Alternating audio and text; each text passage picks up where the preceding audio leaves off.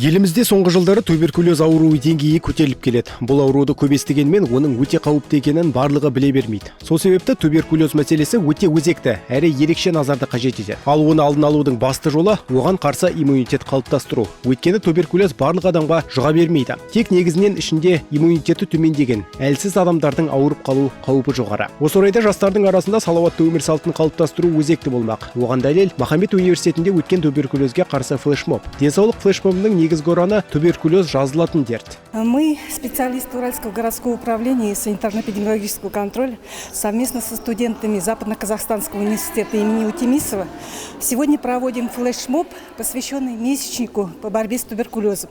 И призываем всех студентов Казахстана принять участие в прохождении ежегодного флюорографического исследования для того, чтобы коллектив ваш был здоров и поддерживать физическую активность. Вот это наш основной призыв.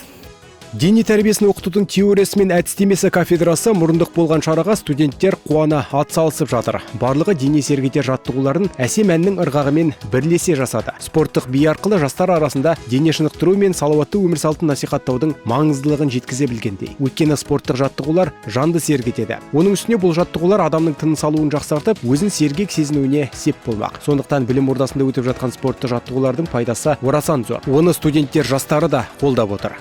Бүгін флешмобпен айналыстық, өте керемет өтті. Барлығыңызды дене шынықтырумен айналысуға шақырамын. Және де бүгін мен активистермен келдім флешмобқа, және де спортпен айналысып, керемет көңілге болып қалдық. Бізді осындай спортқа шұғылданумен шақырған мұғалімдерге көп алғыс айтамын. Рахмет сіздерге. Жалпы туберкулездің алдын алудың тиімді әдісі профилактикалық медициналық тексеруден өту. Туберкулез рентгенологиялық әдіспен анықталады. Яғни кеуде қуысын флюорографиялық және рентгенологиялық тексеруден өткізу керек. Дер кезінде байқалса, туберкулезден тез айығып кетуге болады. Дәрі-дәрмектерді өз уақытында қабылдаған науқастардың айығып кету мүмкіндігі зор. Туберкулездің емі ақысыз жүргізіледі. Ең бастысы туберкулез жазылатын ауру.